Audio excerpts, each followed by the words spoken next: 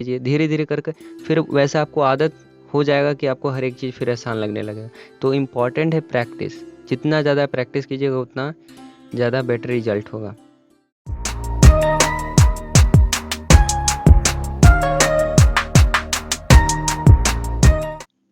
Hello everyone, welcome to my channel RSR paintings. तो इस पे आपका स्वागत है। तो आज हम करने जा रहे हैं पेन हैचिंग।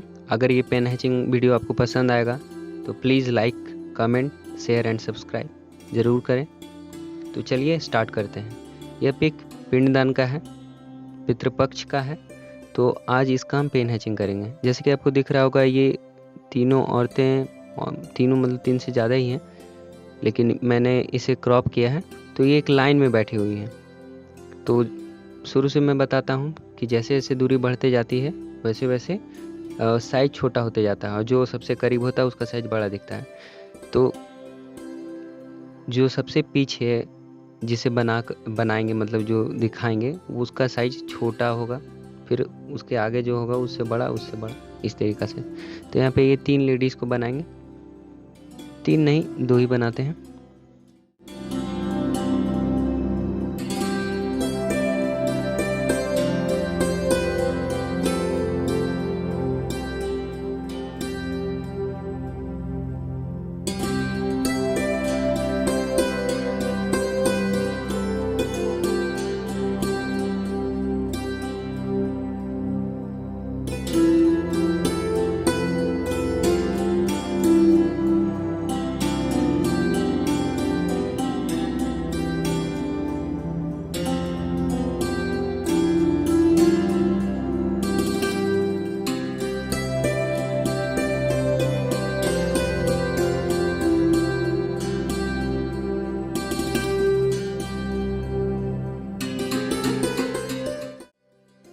तो मैं आउटलाइन ड्रॉ करते जा रहा हूँ जैसे जैसे मुझे समझ में आ रहा है।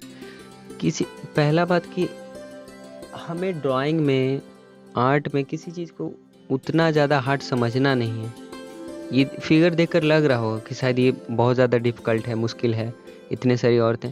अगर ऐसा आपको ज़्यादा हार्ड लग रहा है कि इतने सारे सबको नहीं बनाओ, तो ठीक है, आप सबको मत बनाइए, 2 ही बनाइए, 1 ही बनाइए। तो अगर हम इस तरीक़ा से सोचेंगे कि हर एक चीज़ मुश्किल है तो कुछ नहीं कर पाएंगे। लेकिन अगर इस तरीके से सोचें कि कुछ भी चीज़ ज़्यादा मुश्किल नहीं है, छोटा से शुरुआत करते हैं, तो वो चीज़ हमारे लिए उतना मुश्किल होगा भी नहीं। आप शायद भीड़ भाड़ वाला जो पिक्चर है जिसमें ज़्यादा क्राउडेड सीन है, तो शुरुआत कीजिए जो बड़ा है उससे, आसानी से मतलब आप बना सकते हैं तो उससे स्टार्ट कीजिए। फिर मन करे तो एक और ऐड कीजिए, धीरे धीरे करके फिर वैसा आपको आदत हो जाएगा कि आपको हर एक चीज़ फिर आसान लगने लगेगा। तो इम्पॉर्टेंट है प्रैक्टिस, जितना ज़्यादा प्रैक्टिस कीजिएगा उतना ज़्यादा बेटर रिजल्ट होगा।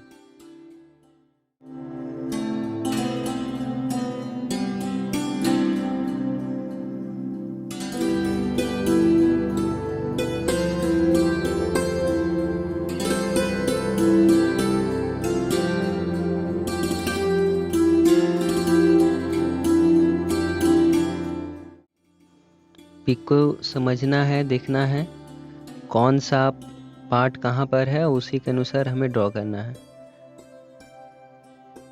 जैसे कि ये हैंड ड्रॉ कर रहे हैं यहाँ पर, तो ज़्यादा मतलब डिफ़िकल्ट नहीं है, लेकिन फिर भी मतलब अगर हल्का सा भी मिस्टेक होगा तो फिर वो गड़बड़ हो जाएगा। तो थोड़ा ध्यान देना पड़ेगा आपको।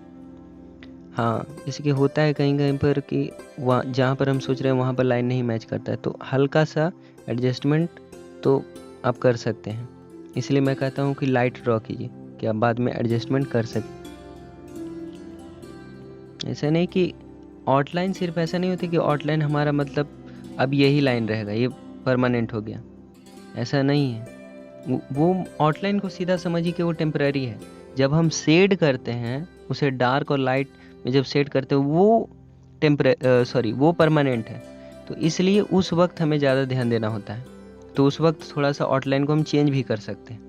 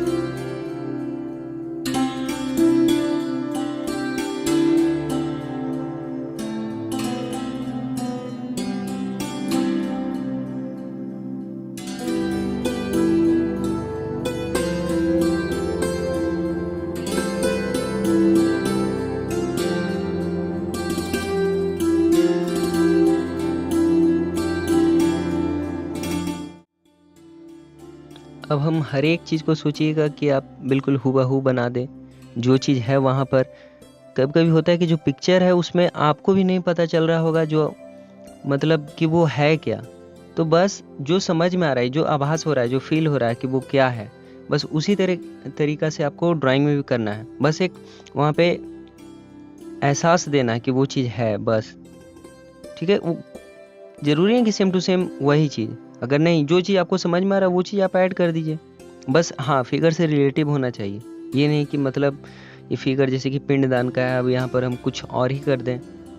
अब अगर यहाँ पर जैसे कि फेस्टिवल का होता है, तो फेस्टिवल में जैसे दिवाली को ले लें, तो दिवाली में बहुत कुछ होता है, सजावट होता है, ये सब। तो यहाँ पर अगर हम सजावट दिखाएंगे, रंगोली दिखाने लगेंगे, या फिर फायरवर्क्स, क्रैकर्स, ये सब का, तो वो रिलेटिव नहीं होगा। लेकिन यहाँ पे पिंडदान का पिक्चर है, तो इससे रिलेटेड जो यहाँ पर जो भी चीज़ है, पूजा सामग्री है, तो इस चीज़ को हम दिखाएंगे, तो उससे रिलेटेड है।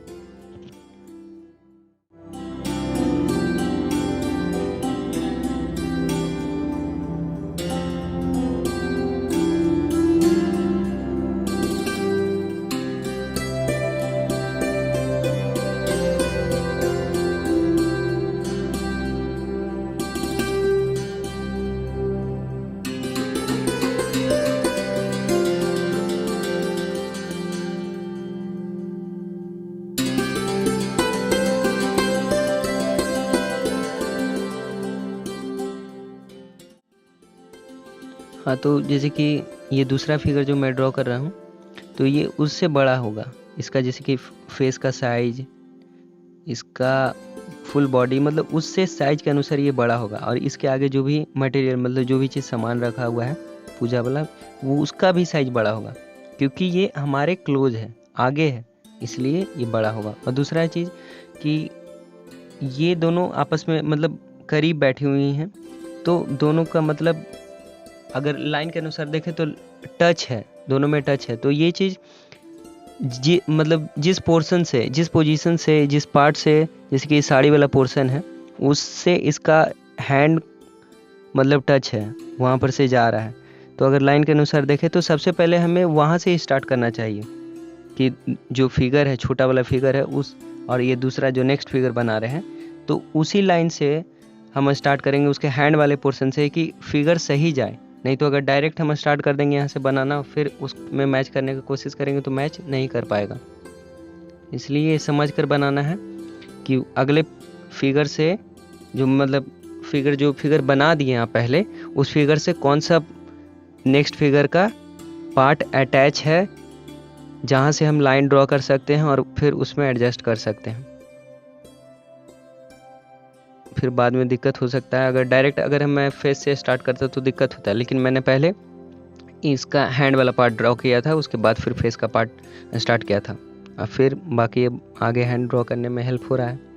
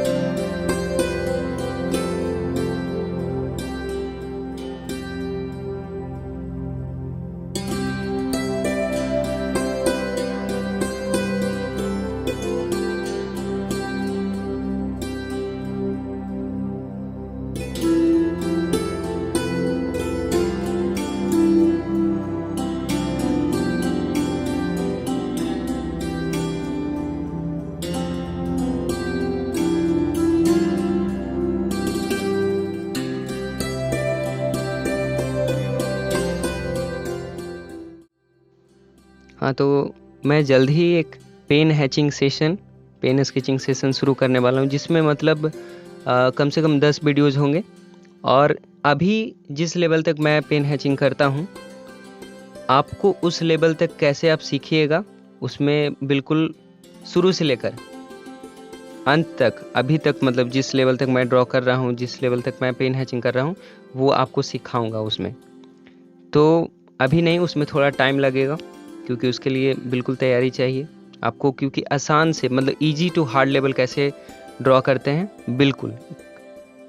बिल्कुल दम आसान तरीका से आपको समझाने के लिए वो करूँगा, क्योंकि मैं समझता हूँ, क्योंकि कुछ लोग तो हैं कि मतलब इस चीज़ को जैसे कि मैं बता रहा हूँ समझ लेंगे और ड्रॉ कर लेंगे, इतने हार्ड लेवल तक समझ लेंगे, लेकिन बहुत से ऐसे भी हैं जो, क्योंकि जब मैं शुरुआत किया था तो ऐसा नहीं कि शुरुआत में मैं ऐसा ड्रॉ करता था, तो मैं उसमें अपना स्टोरी भी बताऊंगा कि मैंने पेन हैचिंग कब शुरू किया, कैसे शुरू किया, हर एक चीज़ क्लियर करके बताऊंगा, समझाऊंगा। तो वेट फॉर दैट, उसके लिए आप इंतज़ार कीजिए।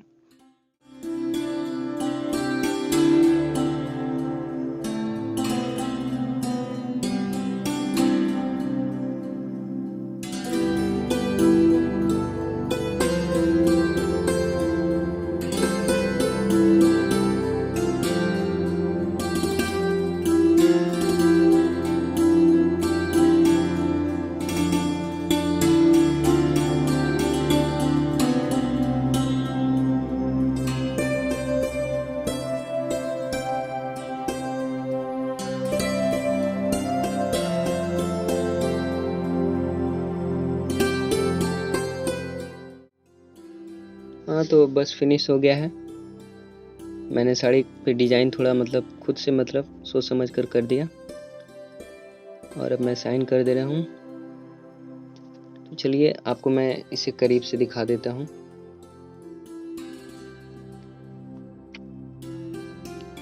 तो आपको अगर ये पेन हैचिंग वीडियो अगर पसंद आया होगा तो प्लीज़ आप इसे लाइक, शेयर, कमेंट कर सकते हैं। और मैं तो चाहता हूँ कि ज़्यादा से ज़्यादा आर्ट के बारे में अवेयरनेस फैलाऊँ, क्योंकि आज भी आर्ट के बारे में उतना अवेयरनेस नहीं है।